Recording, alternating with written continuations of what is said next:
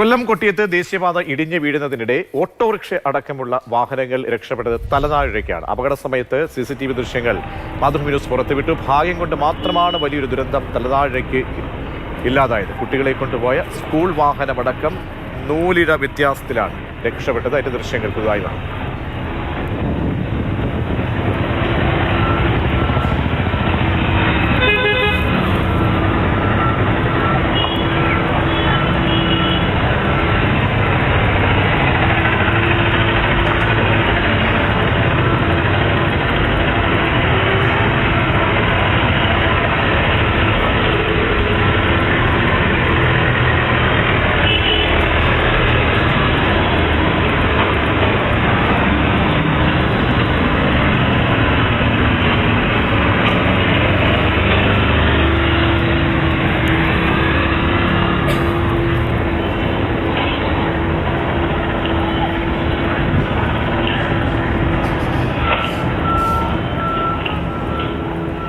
തീർച്ചയായും ഒരു ജീവഹാനി പോലും സംഭവിക്കാത്തത് മഹാഭാഗ്യമെന്ന് പറയണം. കാരണം ഓരോ വാഹനങ്ങളും കടന്നു പോകുന്ന അപ്രോച്ച് റോഡ്, സർവീസ് റോഡ് അടക്കം വലിയ രീതിയിൽ തന്നെ നമ്മളെ ഞെട്ടിപ്പിക്കുന്ന കാഴ്ചകളാണ് ഇപ്പോൾ പുറത്തേക്ക് വരുന്നത്. എവിടെയാണ് മിസ്റ്റേക്ക് പറ്റിയത്?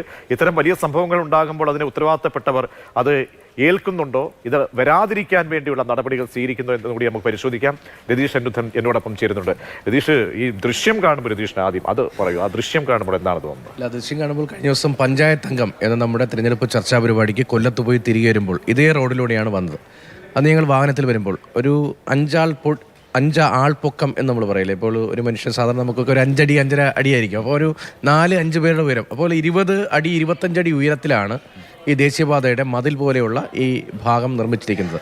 അതിൻ്റെ 2 വശത്തും അങ്ങനെ അത്രയും ഉയരത്തിൽ നിർമ്മിച്ചിട്ടുണ്ട്. 2 വശത്തു കൂടിയാണ് സർവീസ് റോഡുകൾ. ഇതിനിടയ്ക്ക് മണ്ണിട്ട് ഫില്ല് ചെയ്യുന്നു. ഇപ്പോൾ നേരിട്ട് കാണാത്ത ആളുകൾക്ക് മനസ്സിലാകാൻ വേണ്ടി ഞാൻ പറയുകയാണ്. 2 സൈഡിലൂടെ 2 റോഡ്, അങ്ങോട്ടും ഇങ്ങോട്ടുള്ള റോഡുകൾ, നടുക്ക് 10-20 അടി ഉയരത്തിൽ കോൺക്രീറ്റ് നിർമ്മിതി, അതും 2 സൈഡിലുണ്ട്. അതിനുള്ളിൽ മണ്ണിട്ട്, ഈ മണ്ണിട്ടിരിക്കുന്നത് കായലിലെയും മറ്റും ഉറപ്പില്ലാത്ത മണ്ണാണ് എന്ന ആക്ഷേപം നേരത്തെ തന്നെ നാട്ടുകാർ അവിടെ വലിയ തോതിൽ ഉന്നയിക്കുന്നുണ്ടായിരുന്നു. ഇപ്പോൾ ഇവിടെ അപകടമുണ്ടായതിൻ്റെ വ്യാപ്തി എന്ന് പറയുന്നത് 200 മീറ്ററോളം ദൂരത്തിലാണ് റോഡ് ഇടിഞ്ഞു താണത്. നടുഭാഗത്തെ റോഡ് താഴേക്ക് ഇരുന്നു പോയി.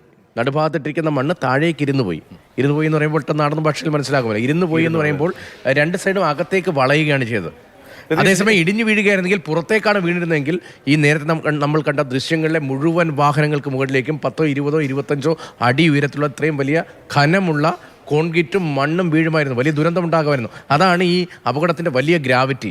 ഇത് സംഭവിക്കാതെ പോയത് അകത്തേക്ക് മണ്ണിരുന്ന് പോയത് കൊണ്ട് മാത്രം ഇത് 2 വശത്തും അകത്തേക്ക് ആയി, പുറത്തേക്ക് വീണില്ല. ഒരു കാര്യം, ഈ കൊല്ലം, ഈ കൊട്ടിയം ഭാഗങ്ങളൊക്കെ നമുക്കറിയാം. ഏറ്റവും കൂടുതൽ അവിടെ തീരദേശമായി ബന്ധപ്പെട്ട് നിൽക്കുന്ന ഒരുപാട് സ്ഥലങ്ങളുണ്ട്. കൊല്ലവുമായി ബന്ധപ്പെട്ട് കൊല്ലത്ത് നിന്ന് നോക്കുമ്പോൾ അവിടെ നിന്ന് മണ്ണ് പെട്ടെന്ന് കൊണ്ടുവരാനുള്ള സംവിധാനമാണ് അവർ നോക്കുന്നത്, ഫില്ല് ചെയ്യാനായിട്ട്. അപ്പോൾ ഈ നാട്ടിൻ പ്രദേശങ്ങളിൽ നിന്നൊക്കെയുള്ള ഉറച്ച മണ്ണും തീരദേശങ്ങളിലെ മണ്ണും രണ്ടിൻ്റെയും ഘടന വ്യത്യാസമാണ്. അപ്പോൾ ഇവർ തീരദേശത്ത് നിന്ന് കൊണ്ടുവരുന്ന മണ്ണാണ്. അത് ഫില്ല് ചെയ്യുമ്പോഴുണ്ടാകുന്ന 2 മണ്ണിൻ്റെയും വ്യത്യാസമുണ്ടല്ലോ. ആ വ്യത്യാസമൊക്കെ നേരിട്ട് അവിടുത്തെ ആളുകൾ പറയുന്നു. ഈ മണ്ണ് ഇടുമ്പോൾ നിങ്ങൾ ഇങ്ങനെ വേണം, അത് ഉറപ്പാണോ നിങ്ങൾ മനസ്സിലാക്കണമെന്ന് അവിടുത്തെ നാട്ടുകാർ പറയുന്നുണ്ട്. അവിടുത്തെ മണ്ണിനെ അറിയാവുന്ന, ആ ഭൂമിയെ അറിയാവുന്ന ആൾ. അപ്പോൾ അവർ പറഞ്ഞ അവർക്കും പറയുന്ന അവരുടെ ഭാഷ ഇവർക്കും അറിയത്തില്ല, ഇവരുടെ ഭാഷ. അപ്പോൾ അവിടെ എന്നാൽ കളക്ടർ ഉൾപ്പെടെയുള്ള ആളുകളുണ്ട്, അല്ലെങ്കിൽ മറ്റ് പൊതുമരാമത്തുമായി ബന്ധപ്പെട്ട് അല്ലെങ്കിൽ ദേശീയപാതയുമായി ബന്ധപ്പെട്ട് മലയാളം അറിയാവുന്ന ഉദ്യോഗസ്ഥർ അല്ലെങ്കിൽ ജോലിക്കാരൊക്കെ ഉണ്ട്. ഇവരൊന്നും ചെവിക്കൊള്ളുന്നില്ല എന്ന് പറയുമ്പോൾ ഇവരെന്ത് പണിയാണ് എടുക്കുന്നത്? ഇല്ല, നമ്മൾ ഈ 5ാം ക്ലാസ്സിലും 6-ലൊക്കെ പഠിച്ചപ്പോഴേ നമ്മുടെയൊക്കെ പ്രായത്തിലുള്ള ആളുകൾ സാമൂഹ്യ പാഠത്തിൽ പഠിച്ചിട്ടുണ്ട്. കേരളത്തിലെ മണ്ണിൻ്റെ പ്രത്യേകത, പശ്ചിമയുള്ള മണ്ണ്, ഇത്ര പശമയമില്ലാത്ത മണ്ണ്, ഫലഭൂയിഷ്ടമായ മണ്ണ്. തീരമേഖലയിലെ മണ്ണും കായലിലെ മണ്ണും ഒക്കെ എത്രത്തോളം ഉറപ്പുള്ളതാണ്, അതിലെ മണലിൻ്റെ അളവൊക്കെ എത്രത്തോളം, അത് സാധാരണ മനുഷ്യർക്ക്, നമ്മുടെ നാട്ടിലെ മനുഷ്യർക്ക് അറിയുന്നതാണ്. അതുകൊണ്ടാണ് കൊല്ലത്തും ആലപ്പുഴയിലുമൊക്കെ ഈ കായൽ മേഖലയിലെ മണ്ണ് കൊണ്ട് ഫില്ല് ചെയ്യുമ്പോൾ വലിയ എതിർപ്പുണ്ടായത്. ഇത് നിൽക്കില്ല, ഇത് ഉറക്കില്ല എന്ന് നേരത്തെ നമ്മൾ മാതൃഭൂമി തന്നെ വാർത്ത ചെയ്തിട്ടുണ്ട്. അങ്ങനെ ഒരു ഇടത്താണ് ഈ അപകടം ഉണ്ടായത് എന്നാണ് ഗൗരവം. ഇനി രണ്ടാമത്തെ വിഷയത്തിലേക്ക് വന്നാൽ, ഇത് ഇപ്പോൾ പഞ്ചവടി പാലം, ഒരു സിനിമയുമായി ബന്ധപ്പെട്ട് നമ്മൾ ഒരു ചെറിയ പാലം തകരുമ്പോൾ നമ്മൾ വലിയ വിഷയമായി അതിനെ ഉയർത്തിക്കൊണ്ടുവരുന്നത് ആ നിർമ്മാണത്തിലെ അപാകതയും അഴിമതിയും ചൂണ്ടിക്കാണിച്ചുകൊണ്ട്. പക്ഷെ ഇതൊരു ദീർഘദൂര സ്ട്രെച്ചിൽ കോടാനുകോടിയുടെ പദ്ധതിയിൽ ഇത്രമേൽ ഫലപ്രദമല്ലാത്ത ഇടപെടൽ ഉണ്ടായിട്ടും, അഴിമതി ആരോപണം ഉണ്ടായിട്ടും, നിരവധി കമ്പനികൾ ഉണ്ടായിട്ടും എന്തുകൊണ്ടാണ് അത് ഗൗരവത്തിൽ എടുക്കാതെ പോകുന്നതെന്ന ചോദ്യമുണ്ട്. അവിടെ ഇന്നിപ്പോൾ മുഖ്യമന്ത്രിയുടെ പ്രതികരണമുണ്ട്. മുഖ്യമന്ത്രി പറയുന്നത് ദേശീയപാത അതോറിറ്റിയാണ് നിർമ്മാണം. എന്നാൽ നേരത്തെ പൊതുമരാമത്ത് മന്ത്രി നേരത്തെ നടത്തിയ പ്രസ്താവനകളുണ്ട്. മുഖ്യമന്ത്രി നേതൃത്വത്തിൽ ഞങ്ങൾ കൃത്യമായി മോണിറ്റർ ചെയ്യുന്നുണ്ട്, വേണ്ട നിർദ്ദേശങ്ങൾ നിൽക്കുന്നുണ്ട്. പക്ഷെ മലപ്പുറത്തെ കുരിയാട്ട അപകടം ഉണ്ടായതിന് പിന്നാലെ ആ വാക്കിൽ നിന്ന് പൊതുമരാമത്ത് മന്ത്രി പിന്നോട്ട് പോവുകയാണ്. ഇതിപ്പോൾ സ്ഥലമേറ്റെടുക്കൽ മാത്രമാണ് സംസ്ഥാന സർക്കാരിന്റെ അധികാരം, അത് മാത്രമേ ഞങ്ങൾ ചെയ്തിട്ടുള്ളൂ. അങ്ങനെ അപകടം ഉണ്ടാകുമ്പോൾ ഉത്തരവാദിത്തമില്ലായ്മയും അപകടമൊന്നുമില്ലെങ്കിൽ പൂർണ്ണമായി ക്രെഡിറ്റ് അടിക്കലും, ഇത് രണ്ടിടത്തും ദേശീയപാത അതോറിറ്റിയുടെ ഭാഗത്ത്, കേന്ദ്ര സർക്കാരിന്റെ ഭാഗത്താണെങ്കിലും, കേന്ദ്രമന്ത്രിമാരുടെ ഭാഗത്താണെങ്കിലും, BJPയുടെ ഭാഗത്താണെങ്കിലും, CPMന്റെ ഭാഗത്താണെങ്കിലും ഉണ്ട്. ഒരു പാലാരിവട്ടത്തെ പാലത്തിൽ പ്രതിസന്ധി ഉണ്ടായപ്പോൾ അത് വലിയ രാഷ്ട്രീയ വിവാദമാവുകയും അക്കാര്യത്തിൽ അന്നത്തെ പൊതുമരാമത്ത് മന്ത്രി അറസ്റ്റ് ചെയ്യുന്നതുൾപ്പെടെ അത്തരം നടപടികൾ ആവശ്യമാണ്. അക്കാര്യത്തിൽ ഒരു ഔചിത്യക്കുറവുമില്ല. പക്ഷേ ഇത് ദീർഘദൂര സ്ട്രെച്ചിൽ കോടാനുകോടിയുടെ പദ്ധതി നടപ്പാക്കുമ്പോൾ ആർക്കും ഉത്തരവാദിത്തമില്ലാതെ ഭൂമി ഏറ്റെടുക്കൽ മാത്രമാണ് ഞങ്ങളുടെ ഉത്തരവാദിത്തം എന്ന് പറഞ്ഞ് ബാക്കൗട്ട് ചെയ്യുന്നതിന് പിന്നിൽ എന്താണ്, ഈ കരാർ കമ്പനികളുമായി ബന്ധപ്പെട്ട് എന്തൊക്കെ ഇടപാടുകളുണ്ട്, അഴിമതിയുണ്ടോ എന്ന ചോദ്യം വളരെ പ്രധാനമാണ്. ആ സമയമാണ് ഏറ്റവും വലിയ ഭാഗ്യമെന്ന്. ആ കുഞ്ഞുങ്ങൾ 32 കുഞ്ഞുങ്ങളാണ് ആ വാഹനത്തിലിരുന്നത്. ആ വാഹനത്തിലിരുന്ന കുഞ്ഞുങ്ങൾ അതിന് തുടർ സമീപം എത്തുന്നു. പോട്ടെ, എത്രയോ വാഹനങ്ങൾ, ഓട്ടോറിക്ഷ, ദൈനംദിനമായിട്ട് ജീവിതം കരുപിടിക്കാൻ വേണ്ടി വരുന്ന ജോലിക്കാർ പലരും അതുവഴിയാണ് പോകുന്നത്. ആ ചെറിയ റോഡാണ്. അപ്പോൾ ഒന്നാ നോക്കൂ, അത് നമ്മൾ പറഞ്ഞ ഘടന വെച്ചൊരു സ്ഫോടനം പോലും ആ രീതിയിൽ ഒരു മണ്ണ് ഇടിഞ്ഞു പോയിരുന്നെങ്കിൽ അവസ്ഥ എന്താകുമായിരുന്നു? തലനാഴിലേക്കാണ്, ഭാഗ്യം കൊണ്ട് മാത്രമായിരുന്നു. അതിനെ പറഞ്ഞ് 200 മീറ്ററെങ്കിലും സ്ട്രെച്ചിലാണ് ഈ മണ്ണ് അകത്തേക്ക് ഇരുന്നു പോയത്. രണ്ട് വശത്ത് 20 അടിയോളം 25 അടിയോളമുള്ള കോൺക്രീറ്റ് പാളികളാണ്. അത് ഇങ്ങോട്ടാണ് മറിഞ്ഞിരുന്നെങ്കിൽ, അതാണ് പ്രതീഷ് പറഞ്ഞതിൻ്റെ ഉത്തരവും, ഇങ്ങോട്ടാണോ അങ്ങോട്ടാണോ മറിഞ്ഞിരുന്നത്? രണ്ട് വശത്തൂടെയും സർവീസ് റോഡെന്ന് പറയുമ്പോൾ ഇപ്പോൾ മെയിൻ റോഡില്ല, മെയിൻ റോഡിൽ പണി നടക്കുന്നു, അത് ഉയർത്തി കെട്ടുകയാണ്. അതിൻ്റെ വശത്തുള്ള ഭാഗത്തൂടെയാണ് അങ്ങോട്ടും ഇങ്ങോട്ടും തെക്കും വടക്കും യാത്ര നടക്കുന്നത്.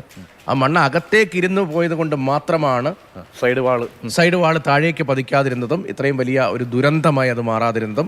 അല്ല, അത് മറുഭാഗത്തേക്ക് വീഴുകയാണെങ്കിൽ, ഇനി നാളെ വീണാലും ഇതിനേക്കാൾ അതിഭയാനകമായ അപകടമായിരിക്കും. അപ്പോഴും എനിക്ക് ഉത്തരവാദിത്തമില്ല, അത് നിങ്ങൾക്കാണ്, നിങ്ങൾക്ക് ഉത്തരവാദിത്തമില്ല ഞങ്ങൾക്കാണ് എന്ന് പറഞ്ഞ് ഇക്കാര്യത്തിൽ ഉത്തരവാദിത്തമില്ലായ്മയുടെ വലിയ വാദങ്ങൾ നടക്കുന്നത് എന്താണ് ഏറ്റവും ദുസ്സഹമായ കാര്യം. തീർച്ചയായും. അപ്പോൾ ഇതിൽ ഉത്തരവാദിത്തപ്പെട്ടവർ പന്ത് തട്ടിക്കളിക്കാതെ, അത് കേന്ദ്രമായാലും കേരളമായാലും അവരുടെ പരിധികളിൽ നിന്നുള്ള കാര്യങ്ങൾ, അതായത് സുരക്ഷയാണ് ഏറ്റവും പ്രധാനപ്പെട്ട കാര്യം. ആ സുരക്ഷയ്ക്ക് ഒരു തരത്തിലും ഒരു ഡൈല്യൂട്ട് ചെയ്യാത്ത രീതിയിലേക്ക് NHAയും സംസ്ഥാന സർക്കാരും ഒക്കെ തന്നെ കൈകോർത്ത് പോകണം. ഇല്ലെങ്കിൽ കൊട്ടിയം സംഭവം, നമ്മുടെ ഇന്നലെ കൊട്ടിയത്തെ കാഴ്ചകൾ മറ്റൊന്നായി മാറുകയായിരുന്നു.